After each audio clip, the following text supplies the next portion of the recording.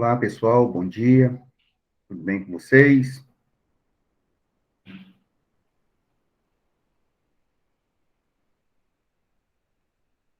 Bom dia, Aisla, Andréia, Ana Júlia, Cristiane, Davi, David, de Leon, Eduarda, Henriqueta, Gabriela Arantes, Gabriele, Jennifer, Lucas. Lucas, eu desativei seu microfone, estava ligado, mas se precisar eu ligo de novo, tá? Marcos Vinícius, Maria, Fátima, Natália, Priscila, Tawane, Wilkerson e Yasmin, bom dia para todos. Yasmin hoje foi a primeira a chegar. Dançou hoje, Eduarda. Bom dia a todos, tá? Sejam bem-vindos. De Leon, tá tudo certo, né? Graças a Deus tá dando uma chuvinha, né? E aí, uma chuva boa, não veio chuva forte ainda, graças a Deus, né? Então já tá molhando, tá baixando a poeira. Muito bom mesmo. Tava muito quente, né? E agora nós estamos com uma temperatura boa, né? 20 graus agora, né? Eu me lembro que todo dia de manhã estava dando 29, 28, estava tenso, né? Muito tenso. Gente, nós temos que terminar aqui a, a matéria nossa hoje, né? Que vai cair na nossa primeira VA, e aí eu quero incentivá-los vocês aí a respeito do nosso trabalho, né? Nosso trabalho vale 30 pontos, o nosso trabalho o último, né? Aliás, nós temos dois trabalhos. Então, o primeiro trabalho vale 10 pontos e o segundo trabalho vale 20 pontos, tá bom? Eu gostaria que vocês me enviassem para mim e postassem o trabalho de vocês no grupo, né? Todo mundo não tem dúvida, né? Está todo mundo com acesso aqui, lá no grupo? Grupo não, no Moodle.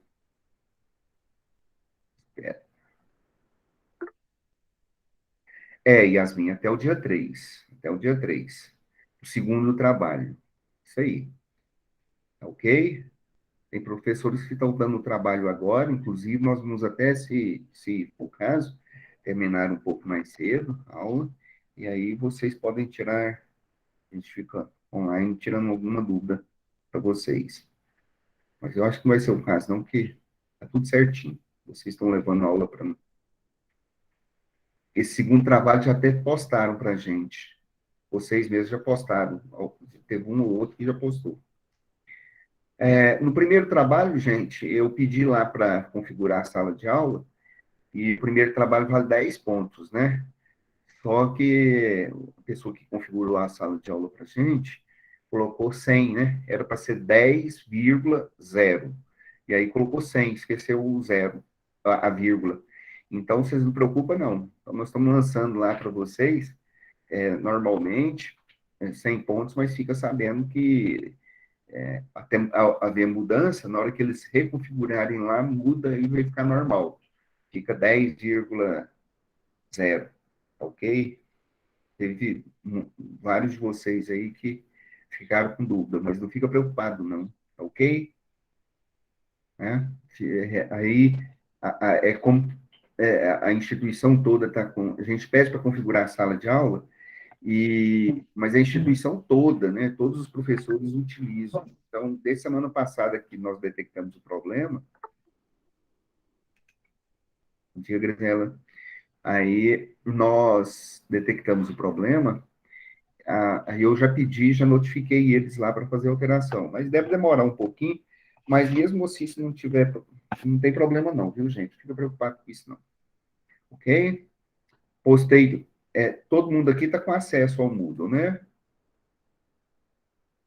O primeiro trabalho, ainda tem gente que está faltando o primeiro trabalho, né?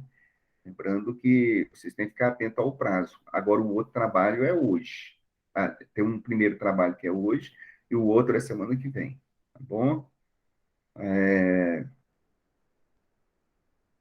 Ok? Fiquem atentos lá. Eu postei dois slides lá para vocês, dois slides para vocês, lá no grupo também. São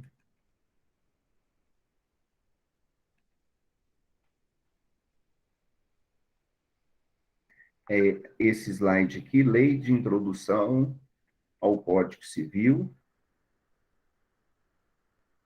Lei de Introdução ao Código Civil. Vocês já estão estudando, né, o Código Civil? Começaram com leis constitucionais no primeiro período, mas já estão estudando, tá? Estudando penal também. Então, isso, beleza. Então, e esse é o outro slide. Nós vamos comentar esses dois slides com vocês, que, e já na segunda parte nossa, do nosso módulo, né, da nossa disciplina, que é hermenêutica e teoria da argumentação, nós vamos aplicar, com vocês, dentro da medida do possível, a própria hermenêutica. Vocês vão observar no nosso ordenamento aí, jurídico, o quanto a hermenêutica está presente no nosso sistema jurídico, né? No nosso sistema jurídico. Dentro da medida do possível, com alguns exemplos, nós temos aí mostrado para vocês e tentado fazer esse link, né? Mas nós vamos, da agora e para próximas aulas, nós vamos tentar dar uma dinâmica maior, aplicando e mostrando dentro do ordenamento jurídico a função da hermenêutica, né?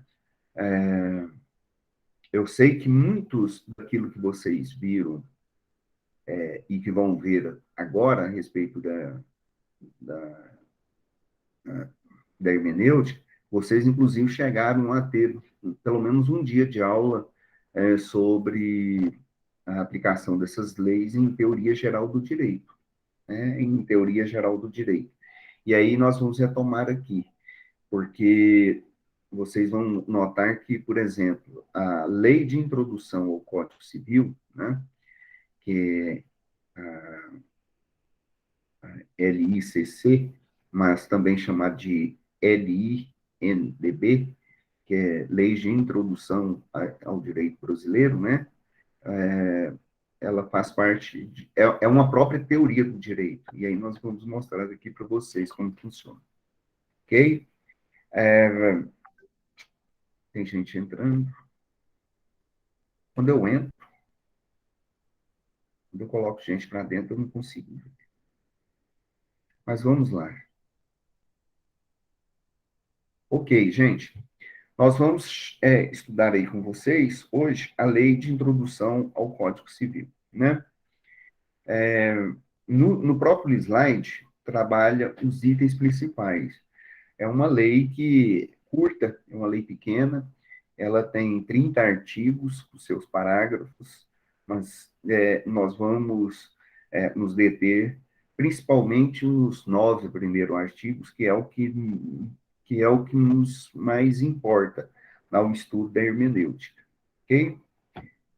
Então, o objetivo nosso hoje é procurar compreender a importância da lei de introdução ao Código Civil como um instrumento, como um importante instrumento que regula a vigência, a validade, presta atenção, vigência, a validade, a eficácia, a aplicação, a interpretação e a revogação das normas no direito brasileiro. Então, vejam bem, vigência, validade da norma, eficácia, aplicação, interpretação e revogação, vocês já viram isso em teoria geral do direito. Eu não sei quem for o professor ou professora, mas pelo menos a disciplina introdutória é uma disciplina propedêutica aí sobre o entendimento das leis do direito brasileiro. E aí nós vamos retomar isso aqui. Não vai dar tempo de brincar de terminar tudo aqui hoje, tá? É, porque ainda nós temos que ver analogia. Mas se não der para a gente analisar aqui, a gente, pelo menos a parte da analogia, a gente vê na próxima aula. Introduzir para o aluno a concepção de validade normativa à luz da lei de introdução ao Código Civil. Identificar o processo de vigência legislativa, conhecer os institutos da vacatio legis e repristinização no ordenamento jurídico pátrio, né? Vocês sabem o que é vacatio legis? Lembram aí, na cabecinha de vocês, o que é vacatio legis, o que significa vacatio legis ou repristinação? Estudaram isso semestre passado, né? Conceber o ordenamento jurídico como um sistema que doutrinariamente pode ser concebido como fechado ou aberto, compreender o conceito de direito intertemporal, estabelecer distinção entre retroatividade e irretroatividade das leis no tempo e aplicar os princípios possibilitadores da resolução dos conflitos da lei da lei no tempo. Então, vejam que é muita coisa que nós vamos ver, né? Então, a lei de introdução ao Código Civil, LICC. LICC. Deixa eu ver quem está querendo entrar.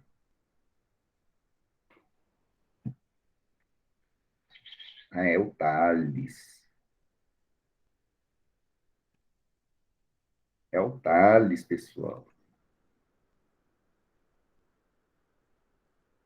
Eduardo, daqui a pouco eu te falo para você, tá? A matéria da prova. Vamos ver até onde a gente vai caminhar, tá ok? Hoje. Eu não estou compartilhando a tela aqui com vocês, não. Tem gente que está entrando aqui. Ah, é o Thales, né? Gente, eu fui jogar bola ontem. Aí tem um menino que é colega de vocês, né? Que é o Thales. Ele agitou o final de semana todinho, gente, para jogar bola. Agitou. Aí ele não apareceu com medo da chuva. Vocês acreditam nisso, gente? Ele parece que, ele parece que é feito de açúcar, né, Thales? E aí ele agitou, gente. Não foi. O rapazinho aí.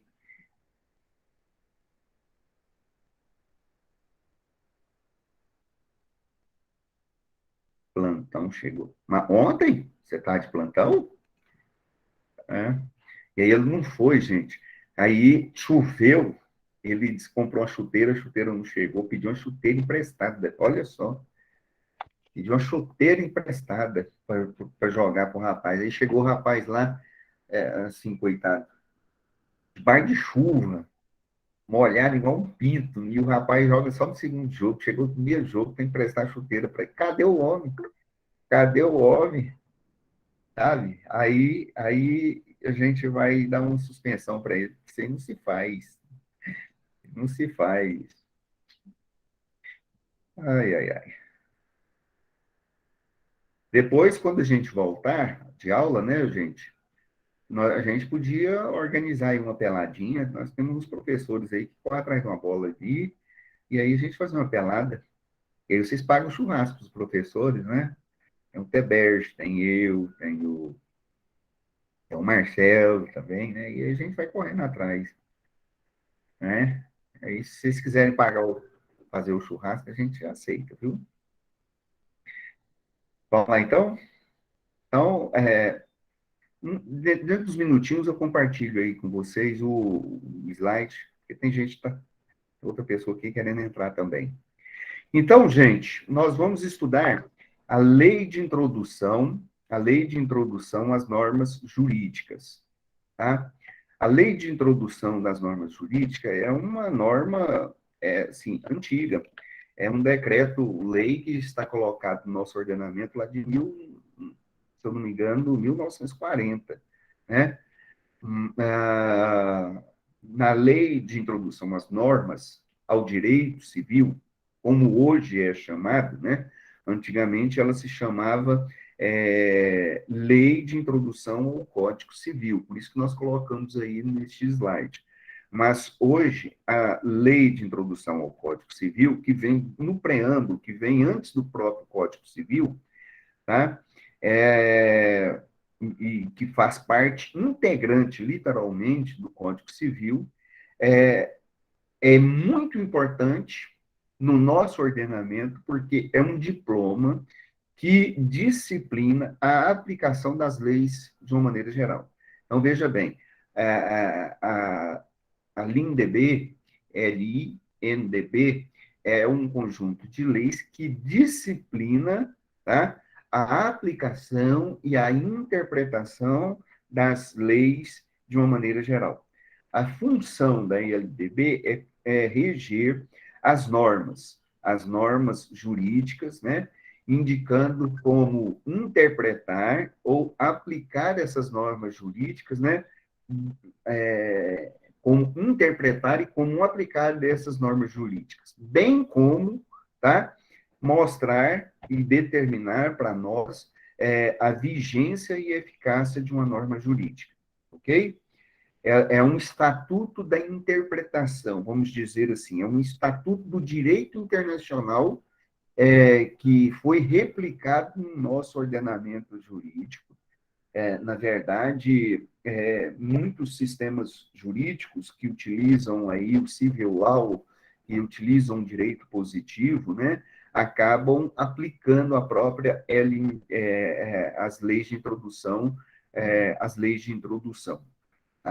Por quê? Porque justamente ela é muito importante nesse sentido, pois ela tem esse objetivo, o objetivo de aplicar, né? De interpretar, de estabelecer as regras melhores para se fazer isso, para se fazer isso. Então, ela acaba sendo um estatuto do direito internacional, como é conhecido, tá?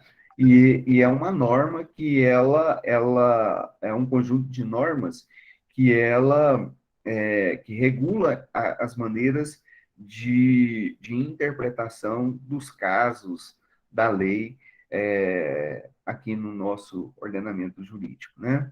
Então, a LINDB, ou Leis Introdutórias do Direito Brasileiro, também uma lei conhecida como Lei de Introdução ao Código Civil. Foi uma lei que foi criada pelo Decreto-Lei número 4.657, de 1942. Essas leis de introdução ao Código Civil, ela era tratada, e é tratada ainda, como um conjunto de normas de introdução ao direito civil, quer dizer, ao direito privado, mas no decorrer dos anos, se percebeu que ela não tratava, que as normas contidas nesse estatuto versavam não apenas do próprio direito civil, do próprio direito privado, mas também do direito público. E por essa razão, ela recebe uma modificação em 2010. Então, a lei de introdutória ao Código Civil, ela é modificada em 2010, passa a vigorar no dia 31 de dezembro do mesmo ano, né? E passa a ser chamada de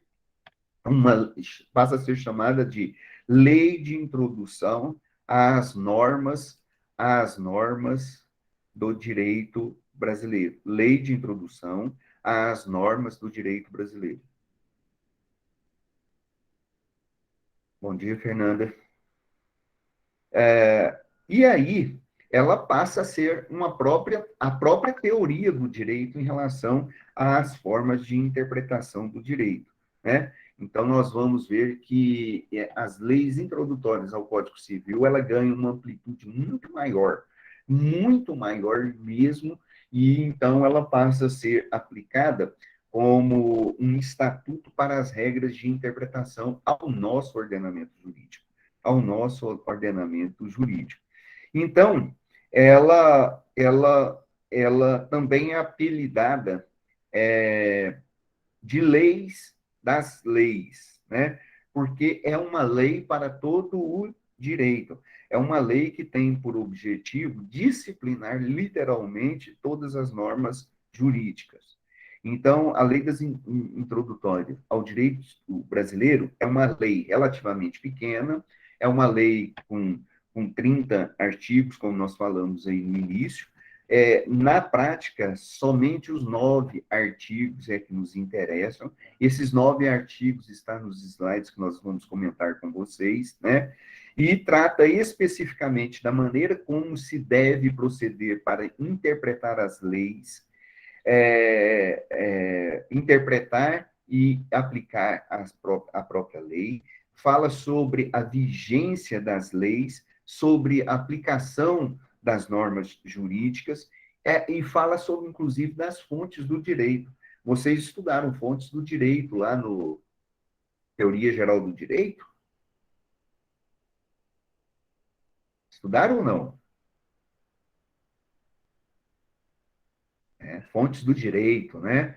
As fontes do direito é a própria lei, depois nós temos as doutrinas, nós temos a jurisprudência, né? E nós temos o quê?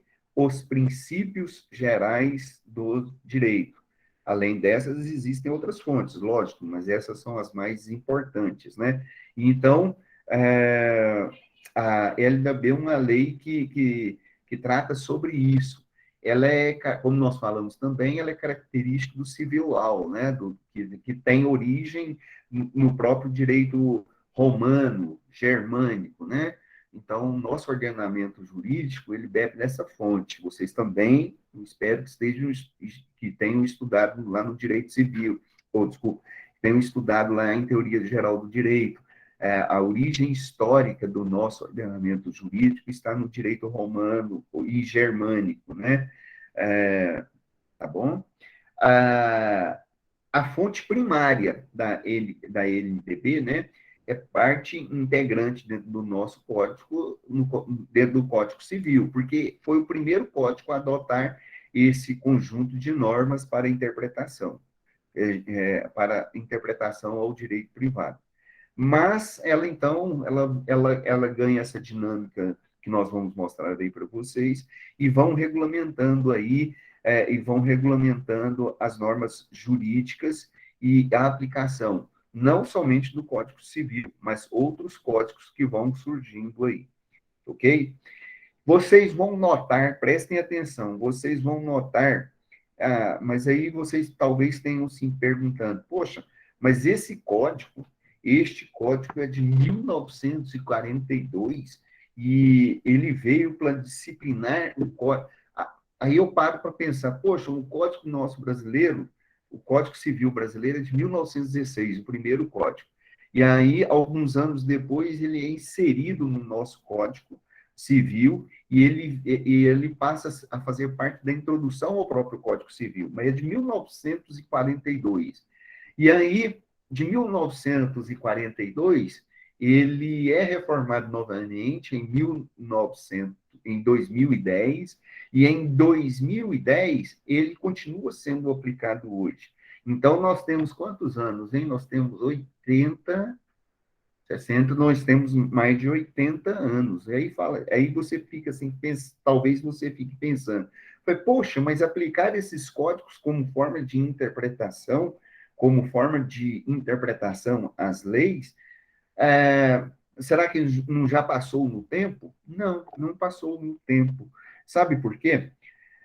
O código foi reformado em 2010, mas ele foi acrescido 10 artigos para melhor se adequar à maneira de interpretar ao direito público internacional, devido às grandes demandas sociais que foram surgindo no direito internacional, não somente no nosso ordenamento jurídico. Tá? Este é o primeiro ponto. Mas o segundo ponto, falando dessa maneira como eu estou dizendo para vocês talvez tenham percebido, poxa, esse código é muito antigo e continua sendo aplicado. Sim, ele é antigo e continua sendo aplicado. Por quê? Porque ele trata de princípios específicos princípios específicos na interpretação do próprio direito. E nesse sentido, ele acaba sendo um estatuto, acaba sendo uma norma atemporal, tá? Que não está submisso ao tempo, que não está submisso ao tempo, tá? É por isso que esses princípios eles continuam tendo uma validade muito grande e ainda presente, e eles não prescrevem, ok? A Tailândia está pelejando para entrar, viu, gente? Não sei se ela conseguiu. Tailândia, bom dia. Né? É, dentre as principais finalidades deste código, né, nós temos aí pelo menos 4 pontos que a gente precisa destacar.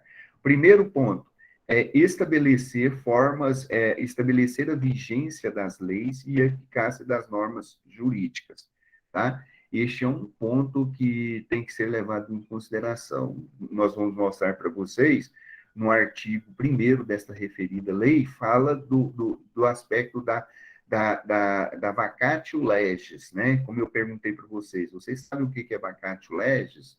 Vacatio legis significa vacância da lei, é o período em que a lei, entre aspas, fica vaga, né? E aí, quando é que ela tem que ser aplicada? Em que momento que tem uma norma jurídica perde a validade da lei, né?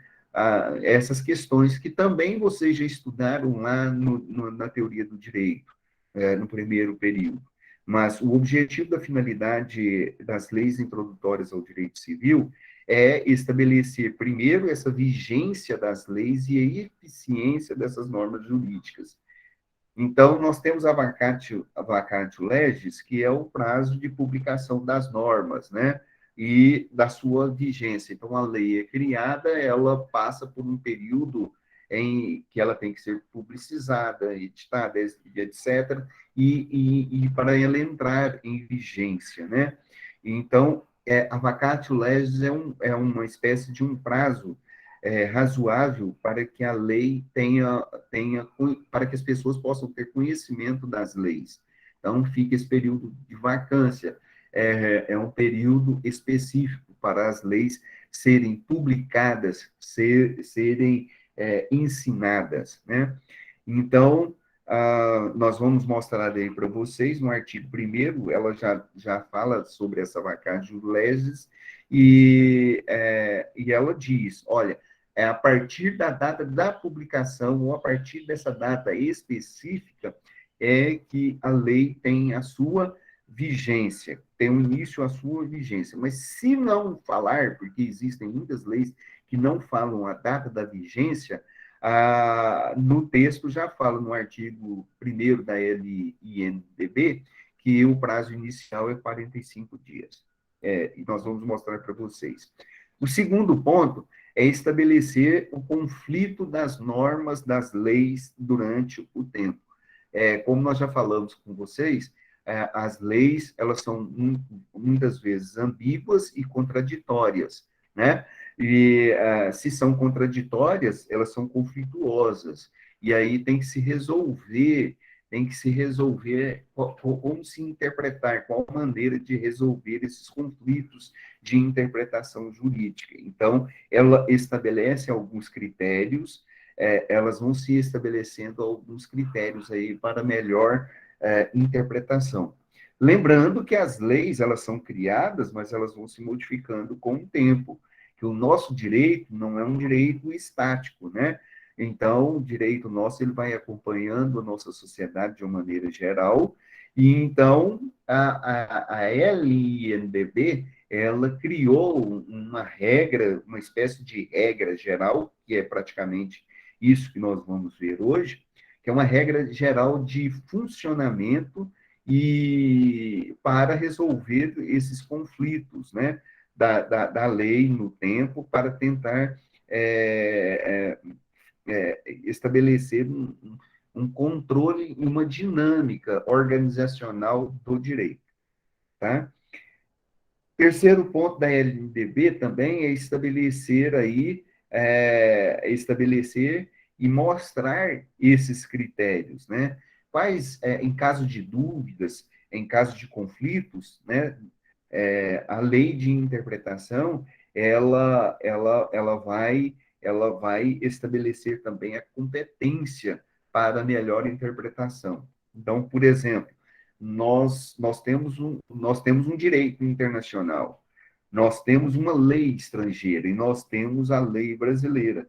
Então, a lei, as leis internacionais, elas vão estabelecer a real competência, por exemplo, daquilo que se tem que se observar, né? Ela vai estabelecer alguns critérios, como, por exemplo, os critérios a respeito dos tratados internacionais. Um tratado internacional, quando um país adota ele, qual que deve ser observado? Então, qual é a competência específica, né? Nós já falamos com vocês estudaram também no artigo 5º da Constituição, nos últimos parágrafos, falam que os tratados eles acabam tendo um efeito de uma emenda constitucional, né? Então, a LNDB também trabalha sobre isso. E vai estabelecer aí os critérios específicos, né, de ordenamento jurídico, de integração de ordenamento jurídico, né? É, como nós já falamos com vocês, nem sempre o legislador, né, e como vocês já têm observado no curso de vocês, nem sempre o legislador ele consegue prever uma totalidade dos fatos. Ele tem uma mens legis e uma mens legislatoris, quer dizer, ele tem uma vontade muito grande de expressar a vontade geral do povo ao criar umas leis, tentando resolver o problema da sociedade, mas nem sempre ele consegue dinamizar isso, nem sempre ele consegue escrever isso daí, porque ele não tem a real dimensão da totalidade dos fatos e nem conhece todos os aspectos jurídicos, né? Então, ele precisa criar leis. E o intérprete da lei, ele precisa também fazer a boa interpretação e, queira ou não, ele tem que chegar a uma conclusão. Ele tem que chegar a uma conclusão. E para ele chegar a uma conclusão sobre uma determinada lei, ele tem que tomar uma decisão jurídica, né? Essa decisão jurídica sempre caberá uma interpretação. Então, um juiz, por exemplo, um magistrado, chegou a um caso concreto, mesmo sendo um fato novo, ele tem que tomar atitudes, ele tem que tomar decisões, mesmo que aquela decisão, às vezes, ela possa ser contraditória, mas a LNDB oferece subsídios para que o intérprete, o magistrado, ele possa seguir determinados parâmetros, princípios, para que ele possa, nas suas decisões, evitar as decisões contraditórias. O outro ponto também importante é que a lei introdutória ao direito brasileiro nos diz sobre a questão da validade da norma. Se a norma ela foi produzida por uma autoridade competente, se o seu conteúdo é válido, se o seu conteúdo é válido, se ela está identificado ou se está compatível com o próprio sistema jurídico que ordena, né? E em caso de descumprimento das regras da validade, ela também vai nos dizer que nós temos que reconhecer a invalidade, né, jurídica e reconhecer a inconstitucionalidade ou a ilegalidade da norma estabelecida. Então, ela nos leva isso em consideração. Ok? Então,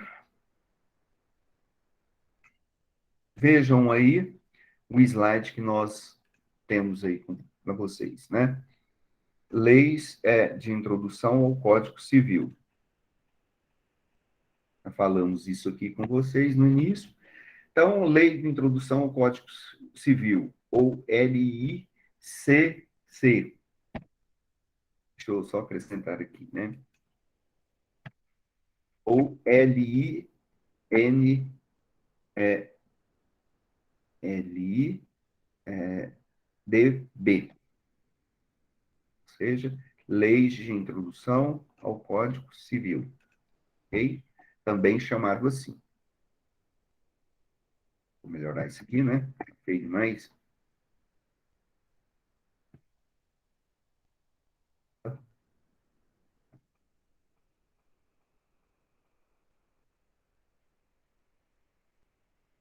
Pronto. Então, como nós falamos, né? É uma lei sobre a lei, editada em 1942 e está em vigor até hoje. Nenhum dos seus artigos foi retirado. Ela foi crescida, tá? Então, como eu falei para vocês, ela foi crescida em 10 artigos para melhor se adequar ao direito público internacional, tá? Seu objetivo foi orientar a aplicação do Código Civil, preencher as lacunas e dirimir questões que foram surgindo entre a edição do primeiro Código Civil, em 1916, e a edição do Código das Leis Introdutórias ao Código Civil, de 1910. Muita água passou debaixo da ponte, né, gente? Muita água passou debaixo da ponte.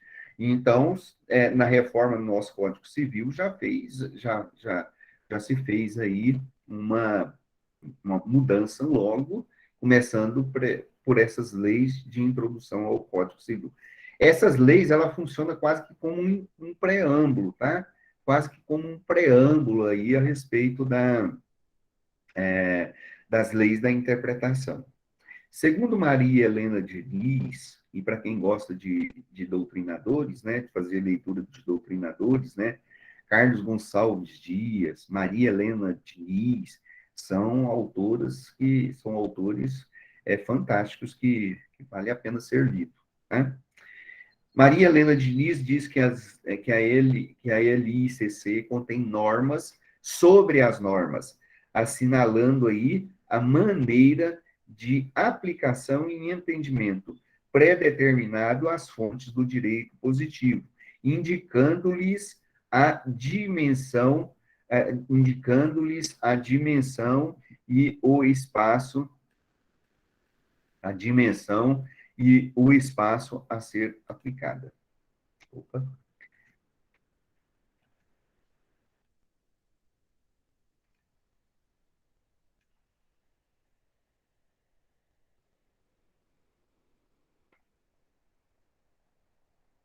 Pontos fundamentais da LCCI.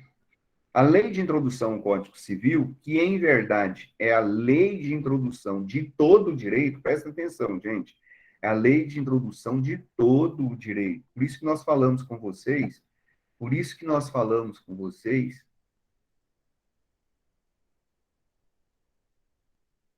olha a Esther chegando agora. Tudo bem, Esther. Chega sempre cedo. Não vou falar, não queria dedar, né? Porque senão o Thales fica pegando meu pé aí. Né, Thales? O Estado está aí.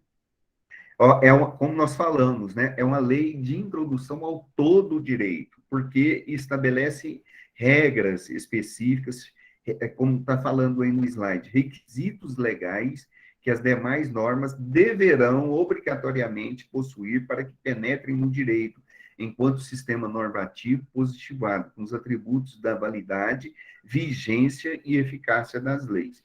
Então, vocês vão notar aqui agora na medida que eu vou mostrando aqui para vocês, que nós temos uma série de parâmetros específicos, tá, gente?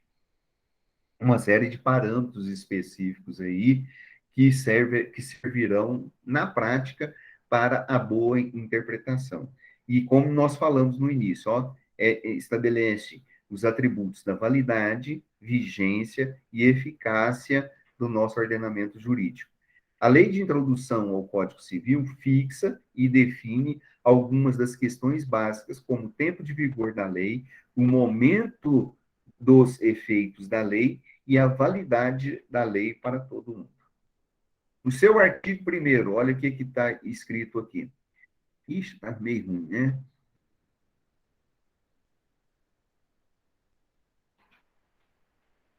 Depois eu conserto aqui, peraí. Tá, tá.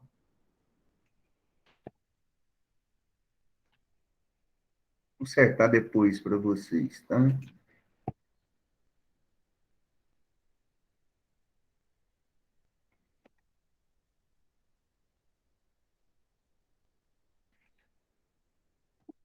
Não vai dar para fazer isso agora, tá? Mas vocês estão vendo aí bonitinho, né? Salvo disposição contrária.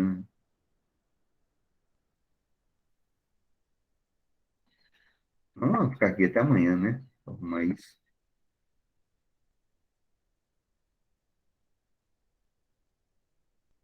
a gente edita, fica esses negócios. Salvo disposição contrária.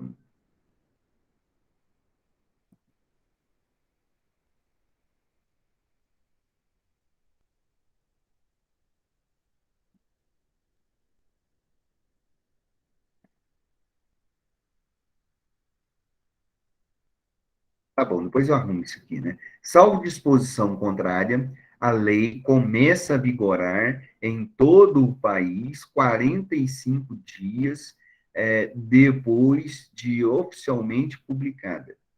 Tá dando para ver aí, né? Mais ou menos, né?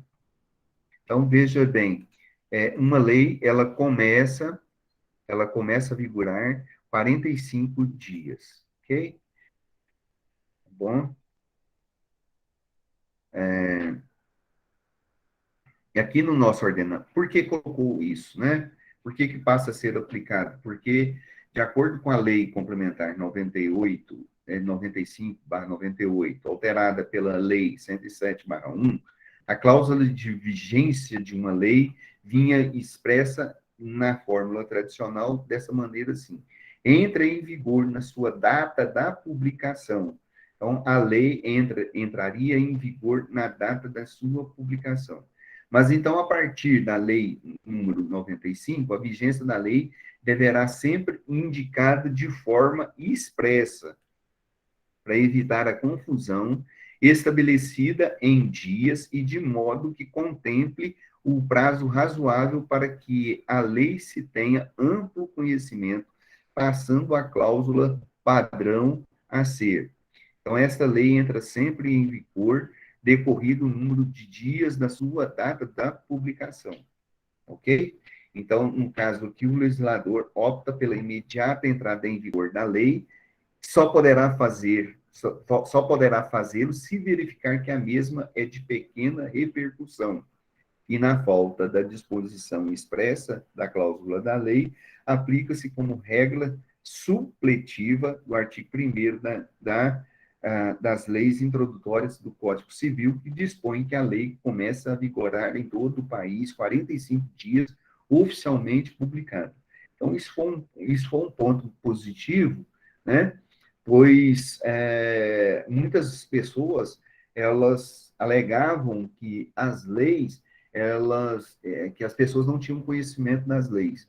Por quê? Porque, por exemplo, alguma lei modificada pelo Congresso, uma lei ordinária, né? Ela era modificada rapidamente no Congresso Nacional e já entrava literalmente em vigor a partir do momento em que tinha publicação no Diário Oficial. E isso trazia problemas, porque muitas pessoas poderiam ser aí multadas, poderia receber uma pena específica, e muitos alegavam desconhecimento da lei. Então, o legislador pegou e estabeleceu como um outro critério que as leis deveriam ser entrada em vigor a partir de 45 dias. Por que isso? Justamente para dar tempo da publicidade, dar tempo para a pessoa ser ensinada, né? Ser ensinada, entre aspas, ser informada sobre a aplicação da lei. Eu conheço um delegado aqui em Anápolis, que é professor, trabalhou junto com a gente, né? Trabalhando junto com a gente, e na cidade aqui ele foi o primeiro o primeiro a prender uma pessoa que tinha matado uma outra por por ingestão de bebida alcoólica, né? E aí ele prendeu essa pessoa. E na época, na defesa do sujeito, ele conseguiu sair, inclusive, da cadeia, porque o advogado alegou, falou, eu não sabia que agora matar a pessoa tinha sido crime, né? Isso já tem tempo. Então, isso é muito bom, isso é um ponto positivo. É um outro critério estabelecido, ok? E nós temos aí o período da vacatio legis, né? No seu parágrafo terceiro, vejam aí que está escrito. Se antes de entrar a lei em vigor ocorrer nova publicação do seu texto, destinada à correção, o prazo deste artigo e dos parágrafos anteriores começará a correr a partir da data da publicação da lei. Então, neste caso, observar-se-ão as seguintes situações: correção da norma jurídica em seu texto por conter erros substanciais, né? Durante a vacatio legis, o período da vacância das leis, ensejando nova publicação. Nova vacatio, então, será iniciada a lei a partir da data de correção, anulando-se o tempo decorrido, né? Lembrando, gente, quem cria a lei é o legislador. O legislador, nem sempre ele é uma pessoa de ofício que conhece todo o processo do direito para a criação das normas do direito. Não conhece todo o sistema.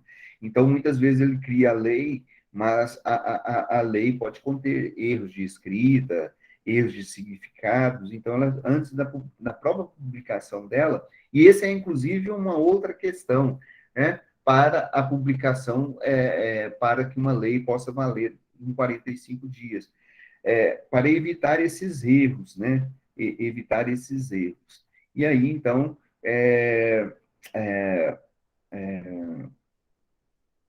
poderá, então, ter um outro prazo, tá?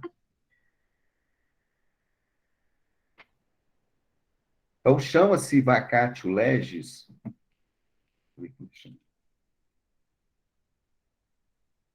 Oi, Petra, tudo bem? Então, este período aí, né? Este período aí é chamado de vacatio legis, né? Então, esse período é o período em que a norma, é, passado este período, né? A norma entra em vigor, entra em vigência. Então, esse período de vigência é o período em que a norma começa a produzir os efeitos específicos, né? Então, neste período, refere-se ao período de validade da norma, quando a norma começa a ter validade da norma, ok? É, vocês estudaram lá em Teoria Geral do Direito, né? A criação da lei, muitas vezes, nosso sistema jurídico ele é bem complexo, né? Como nós já estudamos com vocês. E a criação da lei, ela, muitas vezes, é um pouco complicada, né? Então, passa-se, então, por o quê? Passa-se por um processo de iniciativa, onde esse processo de iniciativa nós temos ali uma ideia de projeto, de discussão, de captação do sentido da norma, de criação devido a um fato social. Então, o legislador, ele percebe aí a dinâmica da realidade social, cria-se um projeto de lei, e essa criação desse projeto de lei faz parte de um processo todo chamado de iniciativa. Este processo de lei, ele é jogado às comissões de justiça, às diversas comissões, para debate, para discussão. Por fim, pode-se levar, então, essa lei ao próprio plenário para ali buscar a aprovação. Depois que a lei é aprovada, ela vai à presidência da República para sancioná-la ou para vetá-la, totalmente ou parcialmente, né? E depois, então, se for, se não tiver nenhum voto algum, se ela for sancionada, ela passa a ser promulgada, né? Ela é promulgada, que é, que é uma espécie de declaração, vamos dizer assim, de de existência da norma jurídica, né? Então, ela é promulgada. E aí ela passa para o período de publicação, que é o período da divulgação da existência da própria lei que foi criada, né?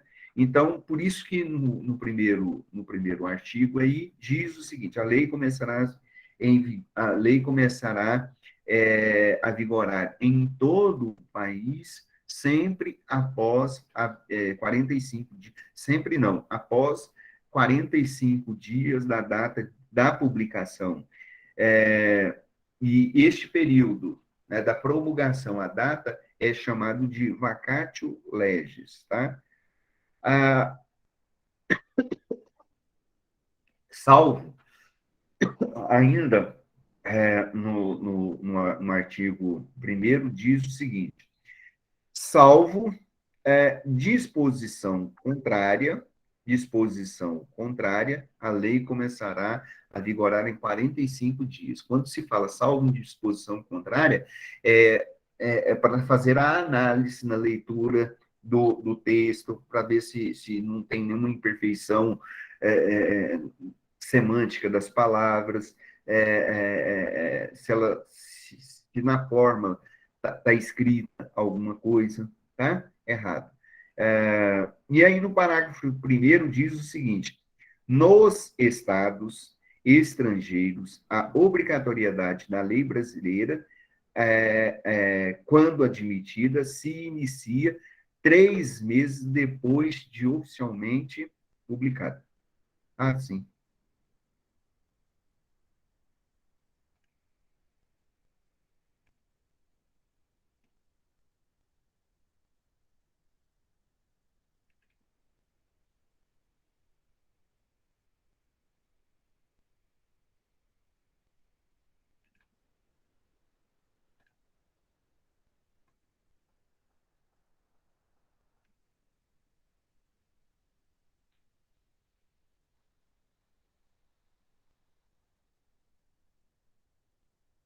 Tem hora que os trem some aqui.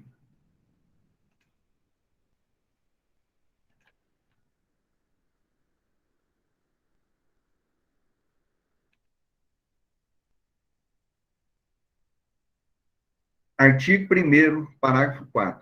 As correções do texto da lei já entram em vigor, consideram-se leis novas. Então, as emendas ou as correções da lei que esteja em vigor, são consideradas leis novas, ou seja, para corrigi-la é preciso passar por todo o processo de criação de uma lei, devendo para isso obedecer os requisitos essenciais e indispensáveis a sua existência e validade. Como nós falamos para vocês, se der algum erro na gramática, na escrita, na forma da lei, então ela tem que ser corrigida antes. Então, o legislador, ele também foi sábio a criar esses outros padrões estabelecidos aí para a aplicação da própria lei. Justamente da lei entrando 45 dias em vigor, tá? Justamente para evitar isso. Mas se depois da lei já estiver sido publicada, aí então as correções deverão ser feitas, e aí deverá novamente obedecer todos os requisitos legais, todo o processo novamente. Então, é um problema muito complicado, né? Então, para evitar isso daí, foram criados, então, estes parâmetros aqui. Parágrafo 3º. Se antes de entrar em vigor a lei, Se antes de entrar a lei em vigor ocorrer nova publicação de seu texto destinada à correção, o prazo desse artigo e dos parágrafos anteriores começará a correr a nova publicação. O que nós já falamos para vocês. Se tiver o erro, então publica-se de novo, e aí, em cima daquela publicação, mais 45 dias, ok? Já falamos. Artigo 2. Não, princípio da continuidade da lei. Não se destinando a vigência temporária, a lei terá vigor até que outra lei modifique ou revogue. Este princípio está contemplado no artigo 2 das leis introdutórias do Código Civil, quando menciona que uma lei só deixa de vigorar quando modificada ou revogada por uma outra anterior. Uma lei só deixa de vigorar ou revogada por outra anterior. Então, digamos que uma determinada lei, ela foi criada aqui, ela continua valendo até a data da publicação da outra lei. Depois passa a vigorar a nova lei, tá bom? Isso que nós, isso que foi estabelecido aí no artigo 2. Há que se fazer uma distinção entre derrogação da lei e abrogação da lei. Vocês estudaram isso dali. Derrogação da lei significa derrogação parcial, enquanto que a abrogação diz respeito à revogação total das leis. Ambas, derrogação e abrogação, são espécies de gênero de revogação das leis, né? Então, vocês estudaram esse conceito, derrogação das leis ou abrogação das leis, tá? O que significa? Significa, literalmente, isso aqui, modificação da lei ou revogação total da lei, ok? Isso é chamado princípio da continuidade das leis. Esse é um dos princípios gerais do direito, que vocês estudaram também lá no primeiro período. O legislador, tanto o legislador quanto o intérprete da lei, devem utilizar-se de diversos instrumentos para pautar as suas decisões, para criar as suas leis, né? E ele não pode simplesmente modificar uma lei, ele não pode simplesmente deixar de validar uma lei, de revogar uma lei, sem criar outra no lugar. Sem criar outra no lugar, sem especificar alguma outra lei no lugar para regular determinado fato, ou determinada realidade social, ou determinada realidade jurídica.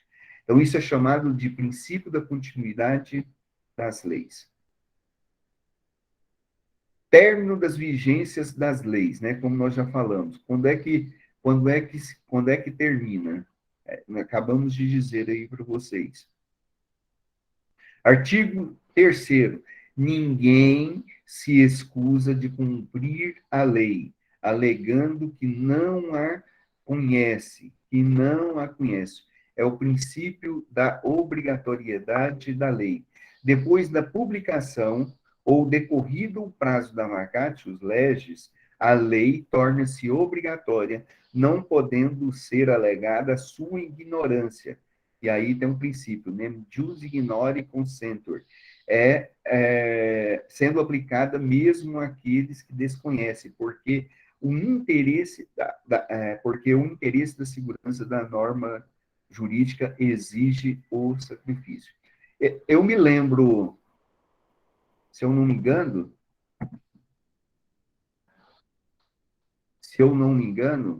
foi a Yasmin, né?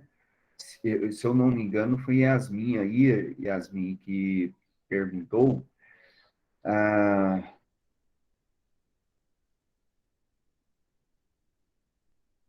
a respeito da integração das normas jurídicas, né?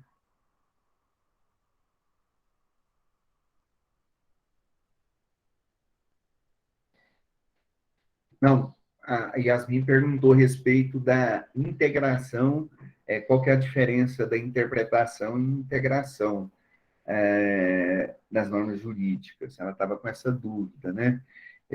Inclusive, nós perguntamos isso até no trabalho. E o que garante a integração das normas é justamente a própria aplicação das normas, né? Então, o intérprete, ele faz a interpretação da norma jurídica e a norma jurídica, ela precisa ser aplicada.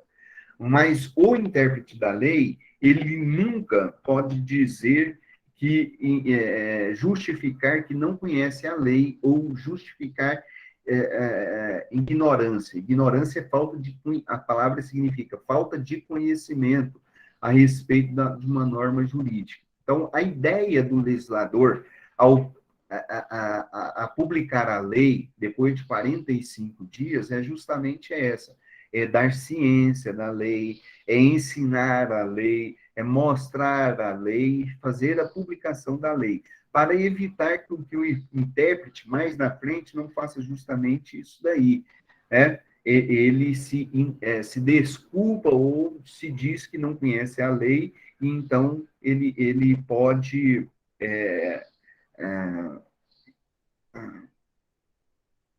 e ele se excusa de cumprir a determinada lei, tá? Porque toda lei que depois de promulgada e publicizada, ela precisa ser integrada, quer dizer, ela passa a ter a sua validade, ela entra em vigor. É isso que nós chamamos de ética hermenêutica também de integração às normas jurídicas. E aí o juiz ele tem que vir e tem que fazer a sua decisão, tem que pautar a sua decisão em cima desses pontos aí. Então, não se pode fazer a, não se pode negar ou não se pode dizer que não conhece a lei. Esse é o sentido. Isso está expresso aí no artigo 3º. Se houver conflito de leis no tempo e no espaço, o que se fazer?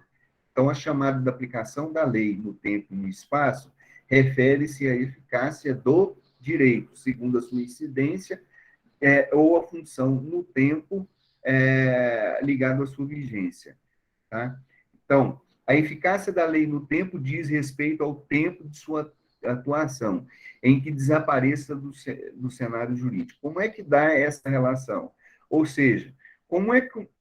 Vocês já viram aquela expressão de lei morta, de letra morta? O que significa? Significa que a lei perdeu o seu sentido, perdeu a sua validade no tempo e no espaço. E aí outra lei, muitas vezes, é criada, inclusive, para suprir aí a eficiência da lei no tempo, né? Mas a lei, muitas vezes, ela não...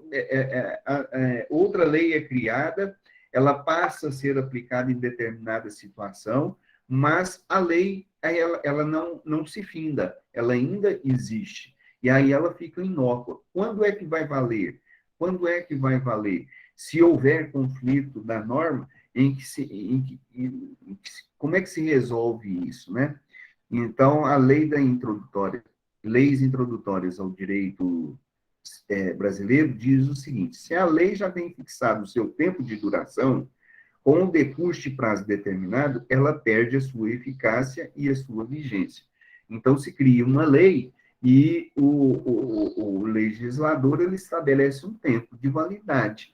Essa lei terá validade até até tal tempo, né? Vamos pensar, vocês estudaram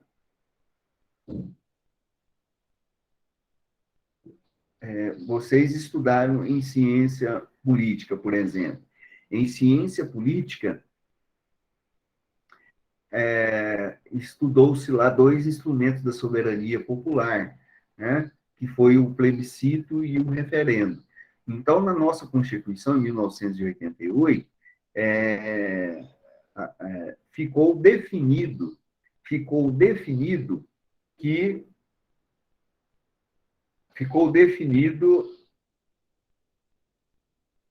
que o sistema ficou definido que o sistema que o sistema de governo e o sistema de governo e a forma de governo do Brasil seria seria o sistema presidencialista e seria o sistema republicano. Ficou definido isso, né, na Constituição de 1988. Mas deveria ser feito um plebiscito 5 anos depois, tá, para que a sociedade entendesse o funcionamento tanto das outras formas de governo e sistema de governo, tal qual foi o parlamentarismo e tal qual era a monarquia. E aí se faria um plebiscito, né? E então a forma de governo e o sistema de governo estava definido até 5 anos depois, até 1993, né? 88, 89, 90, 91, 93. E aí se faria o plebiscito. E aí daria-se a continuidade ou não. Então, o que o legislador fez, né? Fixou-se um tempo de duração quanto ao sistema de duração da lei, da estrutura do país nosso, tá bom? Então, se no plebiscito tivesse sido escolhido a monarquia e tivesse sido escolhido o parlamentarismo, por exemplo, tá? Aí nós teríamos que mudar o sistema e a forma de governo. Então, já tinha fixado o tempo de duração, dependendo do resultado daquilo que foi estabelecido no plebiscito, para uma determinada lei que estava fixado já no tempo e no espaço. Depois, então, que o plebiscito aconteceu, aí ficou definido, inclusive, como cláusula pétrea, né, da nossa Constituição, que a forma de governo nosso é a forma republicana e que é uma forma presidencialista. Se ela não tem prazo determinado de duração, permanece atuando no mundo jurídico até que seja modificada ou revogada por outra hierarquia, igual ou superior, tá? Artigo 2º, que é aquilo que nós falamos, princípio da continuidade das leis. Um bom exemplo disso daqui foi a lei do divórcio, né? A lei do divórcio, ela foi revogada em 1977. 1977, se não me engano. Então, o divórcio era proibido aqui no Brasil. Era proibido aqui no Brasil. Mas, na prática, essa lei ela caiu em desuso antes de 1977. Por quê? Porque muitas famílias, na prática, não juridicamente, não no papel, já haviam se divorciado, já haviam se separados, né? Então, muitas pessoas viviam em regime de concubinato. E aí já existiu, juridicamente, as pessoas que viviam em regime de concubinato e que tinham filhos, juridicamente, não podiam ter, não podiam, as crianças não podiam, eram consideradas párias, porque não tinha nada que identificasse ela como uma pessoa nacional, uma pessoa que nasceu dentro do Estado brasileiro, né? Já que não podia, já que o Estado não reconhecia essas pessoas que haviam nascido desses relacionamentos. Então, a lei, ela durou quase 100 anos aqui no Brasil, né, a lei do divórcio, que não eram permitidos, mas existiam em vários outros institutos aí para tentar regulamentar aí as novas relações que foram surgindo, né? As novas relações sociais que foram surgindo e que foram constituindo famílias. Então, lei do concubinato foi uma, né? Foi uma das situações que foram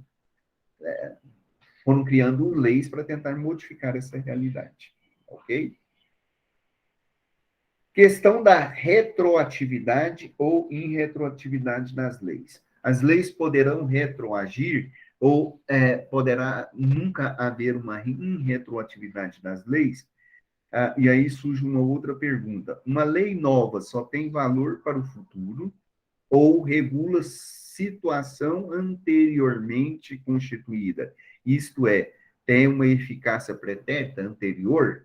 Então, veja bem, eu crio aqui uma lei, estabeleço as punições dela, estabeleço a eficácia dela, a validade dela, o vigor da lei, e digo que a lei poderá ela retroagir no tempo, né?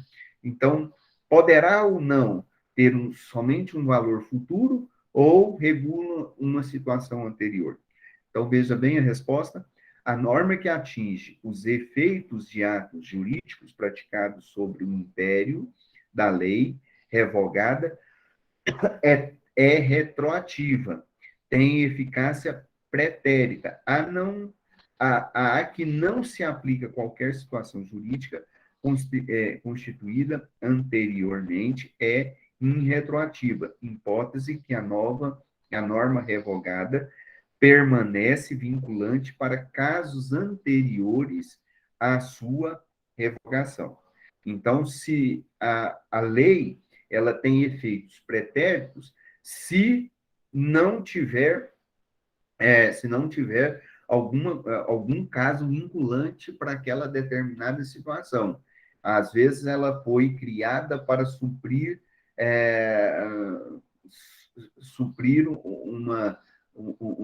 uma questão de vacátio, uma questão vaga de um determinado fato social. Mas se existir alguma situação que já havia sido regulamentada, a lei, então, ela não deverá, ela não ter um grau de incidência sobre essas determinadas situações. Em princípio, as leis não devem retroagir em face do seu caráter prospectivo para frente. Devem disciplinar sempre situações futuras. O fundamento maior do princípio da irretroatividade, consagrado na doutrina e pela generalidade das legislações, é a proteção do indivíduo contra a possível arbitrariedade do legislador. Se fosse admitida a retroatividade como princípio absoluto, a segurança do indivíduo não ficaria preservada. Então, a lei pode retroagir somente em casos específicos, se nada no ordenamento jurídico tiver dito, ou tiver dito pela lei. Somente nesses casos, mas se tiver algum caso semelhante, deverá se pautar por outras situações. Então, aí, neste caso, a lei não deverá se retroagir, ok? Artigo 6º. A lei em vigor terá efeito imediato e geral, respeitado o ato jurídico perfeito, o direito adquirido e a coisa julgada. No mesmo sentido, dispõe o inciso 36 do artigo 5º da nossa Constituição, que diz o seguinte: a lei não prejudicará o direito adquirido. A lei não prejudicará o direito adquirido, o ato jurídico perfeito e a coisa julgada. Então, complementando este artigo 6º aqui, se entende tudo aquilo que já está garantido em lei, não pode ser modificado, ok? Direito adquirido é aquele que, na vigência de determinada lei, incorporou-se ao patrimônio de seu titular. Há duas teorias para regulamentar essas questões do direito adquirido. Nós já estudamos isso com vocês, é a teoria subjetiva e a teoria objetivista. A teoria subjetivista, né, ela diz o seguinte: sobre a teoria dos direitos adquiridos, leva em conta os efeitos dos fatos jurídicos sobre as pessoas. O domínio da lei nova é delimitado segundo a natureza dos efeitos produzidos no passado. Para os objetivistas, o conflito de leis no tempo resolve-se através da identificação da lei vigente no momento em que os efeitos são produzidos, né? Paul Roubier utiliza a expressão situação jurídica em lugar de designação de direito adquirido, ao argumento de que aquele que seria superior ao termo direito adquirido por não ter um caráter subjetivo e poder ser aplicadas às situações como de menor, como a do menor, do interdito e do pródigo, né? E então essas situações aí são específicas, né? Coisa julgada depois de decidida uma questão pelo judiciário, se não há possibilidade de recurso, faz ela lei entre as partes, estabelecendo obrigações e direito entre elas. Então, a lei nova não atingirá determinadas decisões. E sobre o ato jurídico perfeito, eu acho que vocês já estão estudando, estudaram também o ato jurídico perfeito, né? O ato jurídico perfeito é aquele que se realizou inteiramente sobre a vigência da lei. Assim, se alguém comprou alguma coisa, pagando na hora o respectivo preço, o direito daquela pessoa sobre tal coisa será consumado, não podendo ser atingido por uma lei nova. Conclusão: se o ato não estiver terminado, a lei nova o atingirá. Significa dizer o seguinte, que se você comprar uma determinada mercadoria, comprou e pagou, e ela está disponível ali, agora você pode pegar e levar. Mas se você comprou, pagou para levar depois, e para levar depois, né, e houver uma lei nova, aí você será submetido a essa lei nova. Não sei se vocês ontem, vamos pensar numa lei, vamos pensar naquilo. Ontem no Fantástico passou um caso de uma moça, né, que comprou um cachorro e o cara foi entregar o cachorro morto para ela, né? Eu vi isso nas redes sociais semana passada. O cachorro foi despachado pelo avião. Então ela comprou, levou e queria receber o cachorro, mas o cachorro vivo, né? O cachorro vivo. É, e aí isso não aconteceu. Então, mas vamos imaginar que criou-se algumas medidas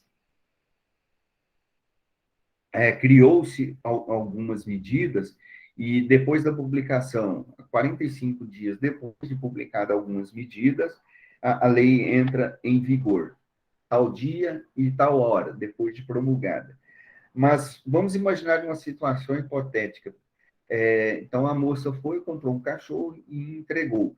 Mas quem deveria, qual a responsabilidade da pessoa que deveria despachar o cachorro, né? Ou a mercadoria?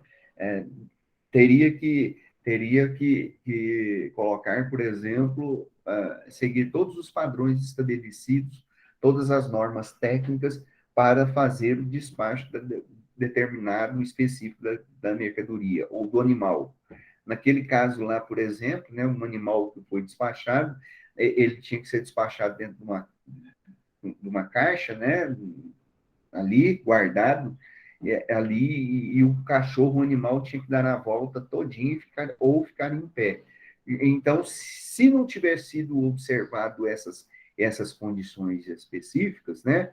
Se não tiver sido observadas essas condições específicas, aí, dependendo da situação hipotética da aplicação da lei, se alguma lei fosse criada, não tivesse regulamentando isso daí, poderia trazer algum objetivo, né?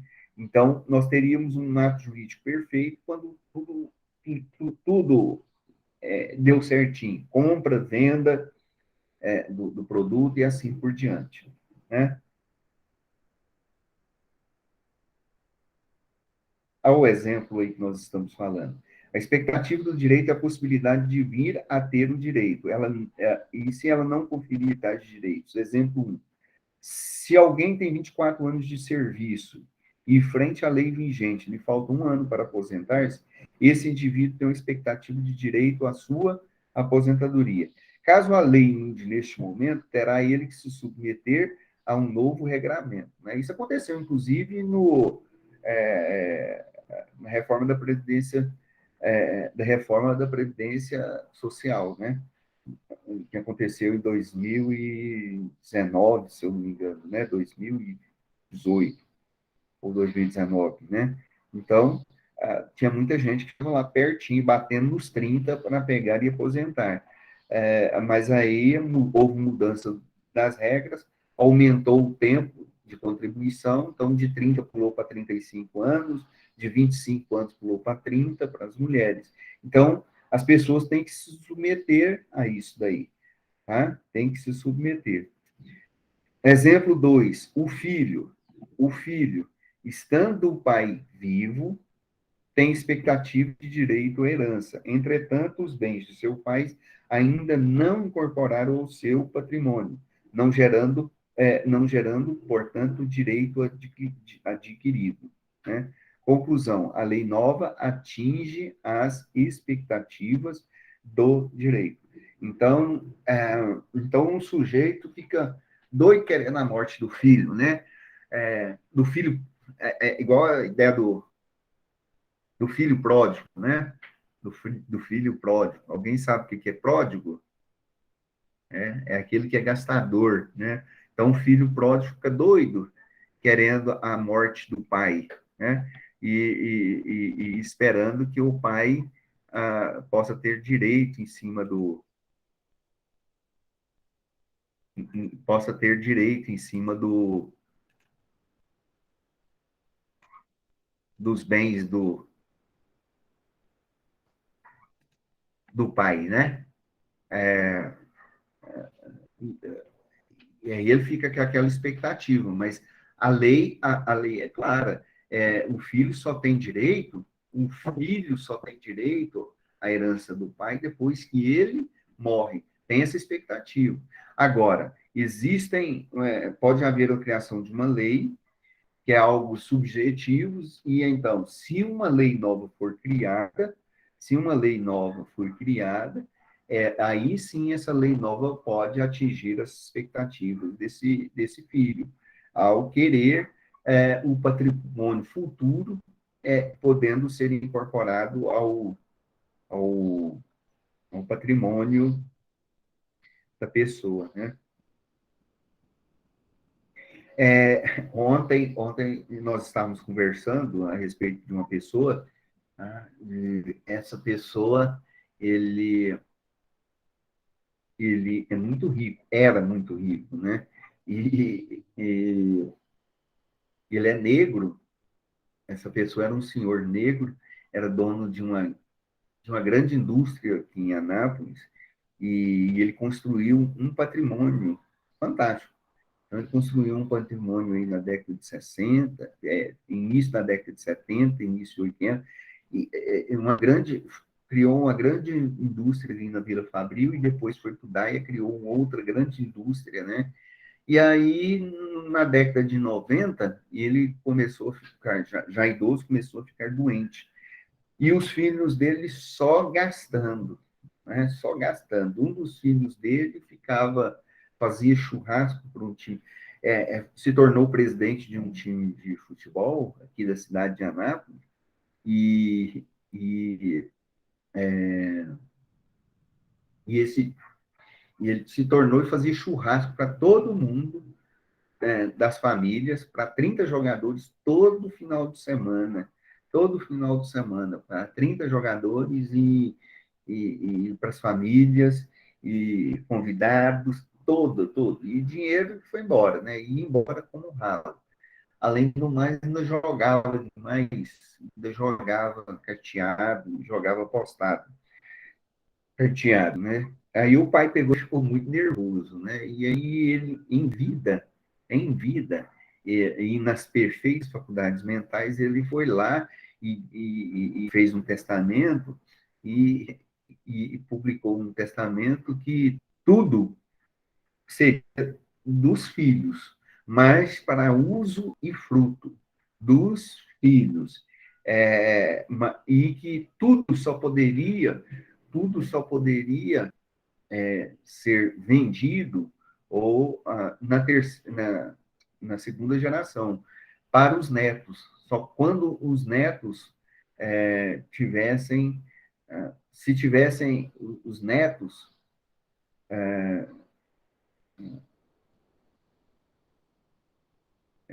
como é os netos estivessem vivos, né? Aí, enquanto o último neto vivo tivesse vivo, não poderia vender o patrimônio. Então, é muito engraçado, né? Eu acho que nós rimos bastante, porque os filhos, eles, eles gastaram, deixaram o pai aí numa situação difícil, adoeceu, morreu, e aí, na hora que os filhos foram assumir a herança, aí eles tomaram um choque, né? Porque estava tudo feito, tudo certinho, registrado em cartório, e aí os filhos só podiam usufruir e tentaram se derrubar esse testamento várias vezes, não conseguiram. E aí os filhos estão aí no uso fruto, né? Cada um mora numa casa, tem apartamentos alugados, aí recebe o dinheiro dos aluguéis, parte com os filhos, mas vender não pode vender. Vender não se pode vender. Então, hoje a expectativa do direito é diferente, mas anteriormente não era. Então, nesse caso aqui, e usando este exemplo, né, essa situação não aconteceu.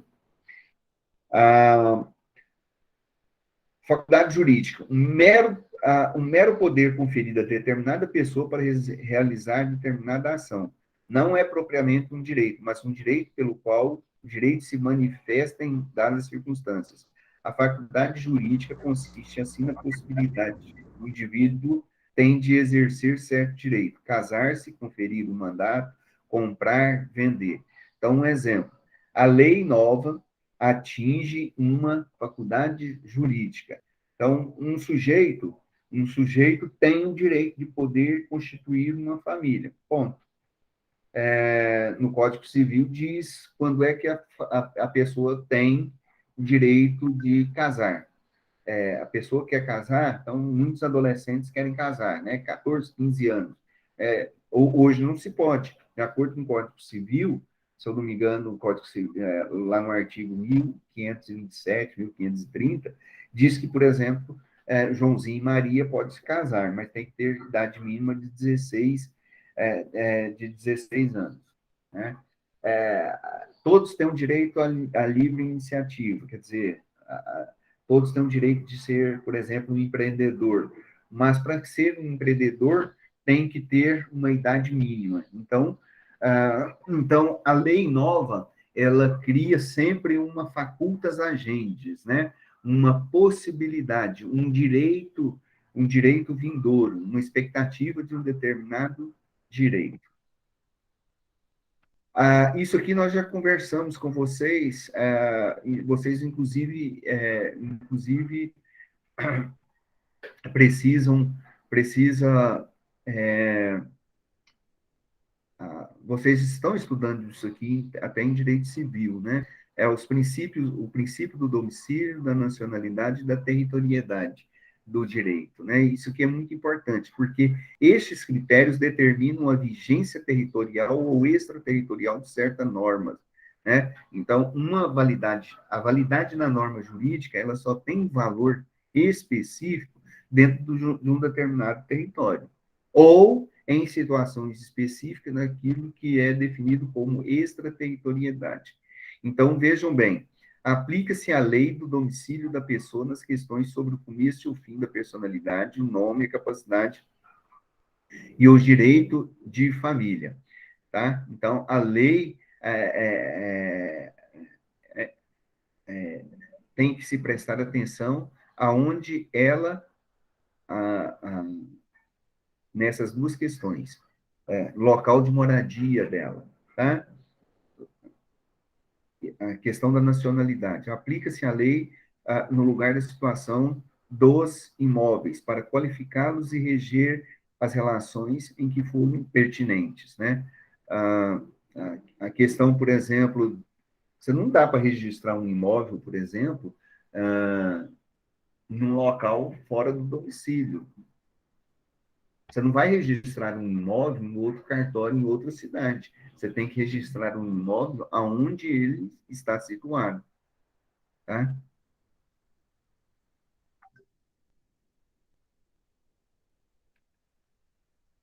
Existem, aqui tem um exemplo para vocês, dois exemplos para vocês.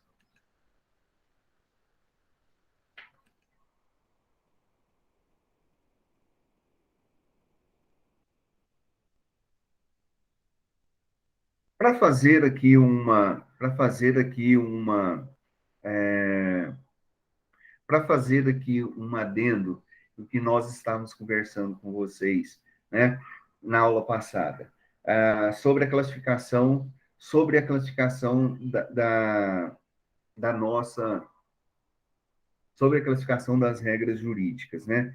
Então, as regras jurídicas, elas podem ser classificadas quanto à origem e quanto aos resultados.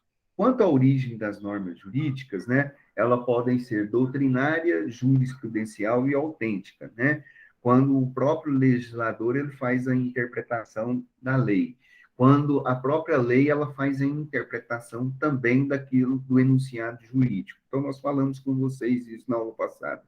E falamos também sobre a outra forma de classificação das regras jurídicas, que tem muito a ver com os resultados e da eficácia, da eficiência das leis jurídicas. Nesse sentido, as regras jurídicas elas podem ser declarativa, elas podem ser extensivas, podem ser restritivas e abrogantes. Mostramos isso nos slides passados para vocês. Então, a forma declarativa, né, é aquela que declara a própria lei, que anuncia o próprio alcance da norma, a validade da norma, em quem ela é aplicada. Então, por exemplo, o Estatuto da Criança e do Adolescente, Estatuto do Idoso, é uma norma que mostra o alcance da norma em relação ao idoso. Então, quem é o idoso? O idoso é aquele de 60 anos, né? A que tem acima de 60 anos, como a lei o protege, e assim por diante. Então, ela está anunciando, ela está declarando o alcance da norma. Ela também, a norma, ela pode ser extensiva, né? Porque a norma extensiva, ela vai demonstrar até onde vai os efeitos da norma, em que sentido as normas, elas têm o seu alcance. Também nós temos as normas restritivas, né? Qual o alcance das normas, se ela também ela dita de forma restritiva? Por exemplo, um Código de Defesa do Consumidor. Código de Defesa do Consumidor, ela está relacionado aí com as relações consumeristas. Então, ela está restrita, ela está restrita a essas relações consumeristas, né? E tem, quanto aos efeitos ainda, ou seja, o alcance das normas, nós temos a abrogante, que, que diz que quando determinado princípio ele é inaplicável, ele não pode ser aplicado. Então, determinados princípios não podem ser utilizados em determinadas situações específicas, né? Mostramos isso para vocês, por exemplo, na CLT. A CLT, ela regula as relações trabalhistas daquele que tem a carteira de trabalho, aquele que tem que está escrito, que tem uma carteira de trabalho, o que está relacionado com as leis trabalhistas.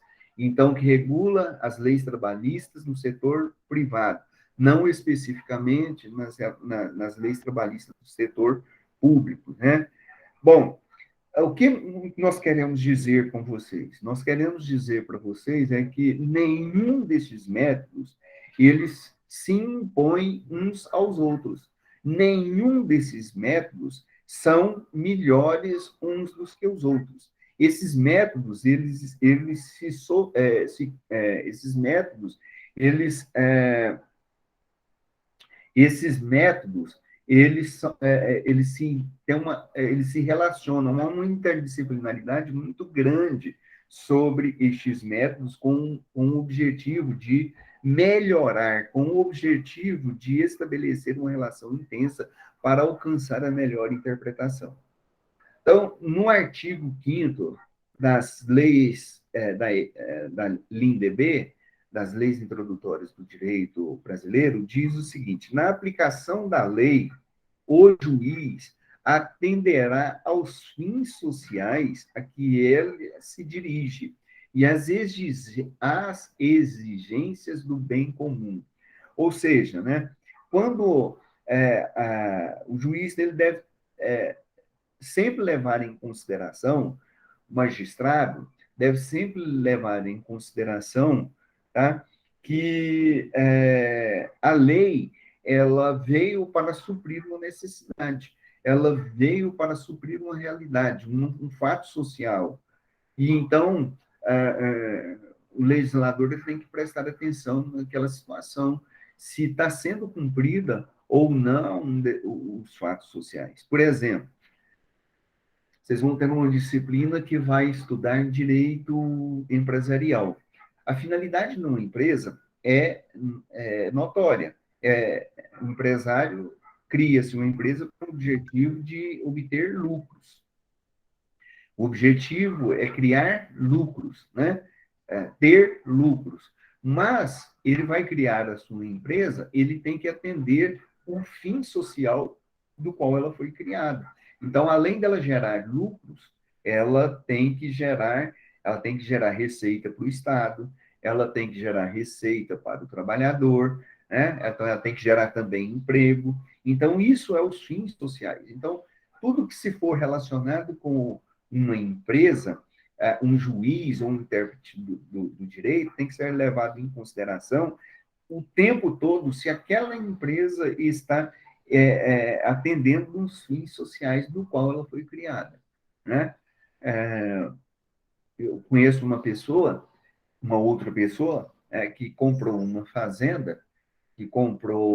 fazenda no Pará, e os poceiros foram lá e invadiram, e teve audiência semana passada, né?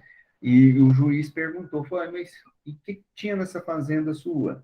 Falei, não, essa fazenda eu comprei ela lá, tinha uma casinha lá, uma casa minha lá, e tinha um caseiro. Falei, mas um caseiro para tomar conta de mais de 1.000 alqueires de terra? Falei, mas não, o que tinha lá? Ah, tinha boi? Não, não tinha boi. Não tinha, você plantava? Não, não tinha nada. Pois bem, invadiu, é errado, tudo bem. Ah, então você indeniza agora quem invadiu lá, porque já tem tempo, já tem anos lá, e a gente analisou para a indenização, para efeitos indenizatórios daquele que, na retomada de posse da fazenda, ao antigo dono, ele analisou essa questão da indenização, justamente porque o patrimônio tem que estar relacionado com as questões dos fins sociais. Outro ponto também que a gente tem que levar em consideração aí nas leis introdutórias é que ela diz o seguinte: quando uma lei for omissa, e nós mostramos isso em outro slide para vocês, o juiz decidirá de acordo com a analogia, e este é um ponto muito importante, não vai dar tempo de nós falarmos aqui com vocês, tá? E a Eduarda está até perguntando, né? Quais os critérios específicos para a interpretação dos casos práticos, concretos? Então, de acordo com a LDB, quando uma lei for omissa, quer dizer, não dizer nada sobre determinada situação, o juiz decidirá o caso de acordo com a analogia, de acordo com os costumes e com os princípios gerais do direito. Vejam bem, de acordo com a analogia, os costumes e os princípios gerais do direito. Vocês estudaram isso. Analogia, doutrinas, costumes, princípios gerais do direito são fontes, são fontes do direito, né? É, o, o, o legislador ele tomou muito cuidado aqui de estabelecer os critérios práticos, né? Os critérios reais, quando uma lei não dizer por omissa, não dizer aquilo que deveria dizer, né? Então, o juiz deverá, por meio da, primeiro, analogia dos costumes e dos princípios gerais do direito, utilizar destas fontes aí, tá? Dessas fontes para fazer o julgamento. Então, quando inexiste uma lei, né? Quando inexiste a lei e é necessário aplicar diretamente a determinados casos concretos, o juiz deve valer sempre dessas outras fontes do direito. Então, se a lei não diz o que tem que ser feito, ele tem que procurar disciplinar essa relação jurídica, a, a, procurando integrar procurando fazer com que aquilo que chegou às suas mãos sejam apreciados e que tenham uma decisão. Para isso, vai ter que utilizar a analogia, os costumes e os princípios gerais do direito. Tá? Não esqueçam disso, isso é fundamental, ok? E se isso ainda não for o suficiente? Ora, se isso ainda não for o suficiente, né, segundo as regras da hermenêutica, o que tem que fazer o hermeneuta? Ele tem que ainda buscar das outras fontes do direito para fazer a boa interpretação. Então, não tem leis. A lei é omissa, né? Ambígua ou contraditória. Você vai atrás da analogia, dos costumes e dos princípios gerais do direito, tá? Mesmo assim, ainda deu contradição, você vai atrás da doutrina, da jurisprudência, tá? E da equidade. Todos eles são princípios, né? Que são importantíssimos na hora de se estudar, de se estudar, é, de se estudar ou de se interpretar o direito, tá? Tem outro ponto, e para a gente ir caminhando para o final, que nós já comentamos aqui com vocês, para que uma lei seja aplicada, em regra, é necessário que ela seja vigente, tá? Ela tem que ser válida, ela tem que estar em vigor. Foi isso que nós falamos aí no artigo 3º, tá? A publicação da lei, ela tem que ser feita no Diário Oficial e exige a presunção, né, de que todos o conheçam. E a partir do momento em que ela se faz conhecida, ela tem que ser aplicada. E aí tem uma responsabilidade muito grande para o hermeneuta, ou para o juiz, ou para aquele que faz a interpretação do direito. E aí está escrito no artigo 3º da LINDB, diz o seguinte: ninguém, então, se excusa de cumprir a lei, alegando que não a conhece, tá? Cumprir a lei, alegando que a lei não a conhece. Por isso que a LNDB, de acordo com o slide que nós mostramos aí para vocês, ela nos diz o seguinte, no artigo 1º, salvo a disposição contrária, a lei começa a vigorar em todo o país 45 dias depois de oficialmente publicada. Depois de oficialmente publicada. E aí, continuando, a vacatio legis é o período em que a lei vai ser publicada, né? E então, depois que ela é publicada, depois deste período de vacatio legis, né, ela entra em vigor. Enquanto isso, a lei anterior, ela vai vigorando até a própria data da publicação da lei, tá bom? Não se esqueçam disso aí.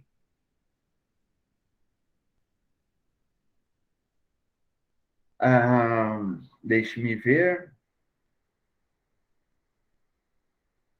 Esse princípio que nós falamos aí para vocês também, né?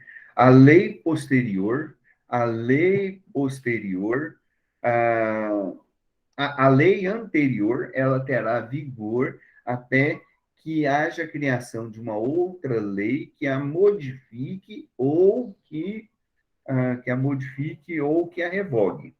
A lei posterior, a lei criada, né, ela vai, então, revogar a lei anterior. Bom,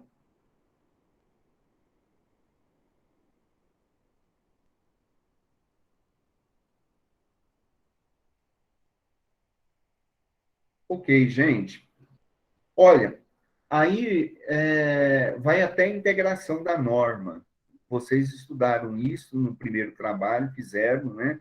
Então, a integração da norma está escrito literalmente no artigo 5º da Constituição não, no artigo 5º das leis introdutórias aí. Então, prestem atenção aí, prestem atenção nesse último slide, até no artigo 5º, né? No artigo 5º, diz o seguinte, que quando a lei, nós só reprisando, e aí vai até onde é que vai a nossa matéria, tá, o Eduarda? Aliás, vai até o artigo 4º, quando diz o seguinte: quando a lei for omissa, o juiz decidirá o caso por meio da analogia, dos costumes e dos princípios gerais do direito, né? Então, e o que quer dizer isso? Isso aí quer dizer, o princípio da integração da norma. Então, mesmo que a lei seja omissa, o juiz decidirá, tem que decidir sempre o mérito da questão. Então, isso daí trata, essa questão da integração da norma, trata-se do princípio da obrigatoriedade da aplicação da lei, tá? Então, em um caso específico de lacuna da lei, de omissão da própria lei, o juiz tem que utilizar a analogia, tá? Primeiramente, ele pode utilizar o costume primeiro, depois, ou um princípio do direito, depois a analogia? Não. Ele tem que utilizar primeiro a analogia, depois ele tem que utilizar os costumes e depois os princípios gerais do direito, ok? E isso daí em determinadas hipóteses, tá? Que poderão surgir do direito. Certo, gente? Então, nós estamos finalizando aqui para a nossa prova de semana que vem, tá? Então, o que que nós fizemos com vocês durante o semestre? Deixa eu recapitular aqui com vocês, né? Deixa eu pegar aqui, né? Nós começamos aqui em agosto, né? Na primeira semana de agosto, segunda semana de agosto, né? Então, nós começamos na primeira aula e nós fizemos trabalhamos com vocês as noções introdutórias à hermenêutica jurídica. Falamos da introdução geral do que vem a ser hermenêutica e o que vem a ser uma hermenêutica jurídica. A hermenêutica, ela diz as regras de interpretação de textos, regras de interpretação de textos, né? A hermenêutica, ela se faz necessário, é uma ciência auxiliar para ajudar a interpretação. Então, não está relacionada especificamente aos textos jurídicos, mas nós temos uma hermenêutica jurídica que é importantíssima para auxiliar aí a interpretação dos textos jurídicos que se faz necessário. Por que isso? Porque no nosso ordenamento jurídico nós temos muitas leis que são ambíguas e que são ambíguas e que são contraditórias. E existem muitas vaguidades na lei, existem muitas lacunas na lei. Então, na hermenêutica jurídica, se estabeleceu uma série de critérios específicos para que auxiliasse essa interpretação jurídica. Inclusive, o objetivo da hermenêutica é justamente esse, né? Interpretar as próprias normas jurídicas, garantindo a aplicabilidade dela, apesar de muitas dessas normas estão bem claras, visíveis, né? E aí nós trabalhamos aquele princípio com vocês, quando a norma é clara, mesmo assim é necessário a interpretação jurídica, né? E, logicamente, mostrar dessas lacunas da lei, dessa vaguidade da lei, e apresentar os critérios aqui para vocês, os critérios de preenchimento das normas jurídicas. E o outro objetivo das normas jurídicas, né, é solucionar os problemas de antinomias jurídicas. Essa parte de antinomias jurídicas, o que é antinomias jurídicas? São contradições nas normas jurídicas. Quais os critérios para superar essas contradições jurídicas? Então, isso é chamado de antinomias jurídicas. Isso nós não conseguimos ver ainda. Isso vai ficar antinomias, é a matéria nossa para a próxima aula. No slide que nós postamos aí, nós vamos ver antinomias, princípios gerais do direito e equidade jurídicas, né? Então, nós estudamos isso com vocês, nós estudamos aí, dizemos para vocês que a proposição fundamental da hermenêutica jurídica se fundamenta em três pilares, três pressupostos básicos, diante da própria obscuridade das leis, né? É, está em cima de três princípios fundamentais. Primeiro, a lei ela apresenta uma série de imprecisões jurídicas, tá? Segundo ponto, as palavras elas têm diversos significados, principalmente no universo jurídico. E o próprio pensamento legal, ele é incompleto e confuso. Então, ele precisa das regras de interpretação jurídica, nós precisamos entender a hermenêutica para auxiliar a superar isso daí. Deixamos claro com vocês também que hermenêutica é um conjunto de técnicas para interpretar, para a interpretação. Então, interpretação e hermenêutica são coisas distintas, né?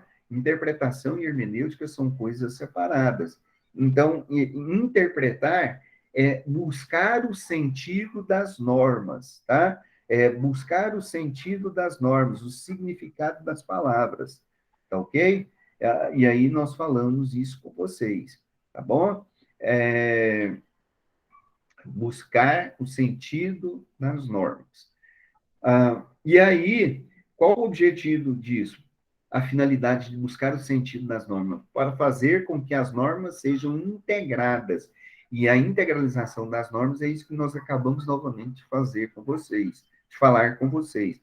O juiz, por exemplo, ele tem que aplicar a norma, ele tem que integralizar essa norma e fazer com que ela seja aplicada. Então, isso é a finalidade do direito, tá? Então, vejam, falamos das funções da interpretação com vocês, né? Que é buscar o sentido da norma, buscar o alcance do preceito normativo, entender a mens legis, a mens legislatórias, né? E demos ênfase aí à questão da teoria, da teoria da decisão. O que é a teoria da decisão? Um juiz ele não pode alegar ignorância na interpretação das leis, tá? Ele tem que, no mérito da questão, ele tem que tomar uma decisão o tempo todo. E aí nós fizemos as classificações, trabalhamos as classificações das regras. E aí, primeiro, nós mostramos as escolas de pensamento, as escolas de pensamento jurídico, ela diz o que é o direito, ela tem um pensamento do direito, estão relacionados nessas escolas, e aí nós estudamos a escola da exegese, ou dogmática, a escola histórica do direito, né? Essas escolas todas, elas têm as suas características básicas, porque essas escolas, elas foram criando seus métodos de interpretação e as suas regras de interpretação do próprio direito, né? Então, elas são muito importantes, e nós estudamos elas. E aí nós estudamos as diversas classificações das regras jurídicas com vocês, né? Então, nós estudamos, por exemplo, a interpretação literal do texto, a interpretação pública ou interpretação judicial do texto. Nós estudamos aí as interpretações lógica analista, sistemática dos termos, o que mais? A interpretação histórica, a interpretação sociológica, e etc, e etc, e etc. Né? Então, é isso que vai cair na nossa prova, tá? É isso que vai cair na nossa prova. A prova nossa não é prova difícil, as provas nossas serão todas objetivas, né? Todas objetivas.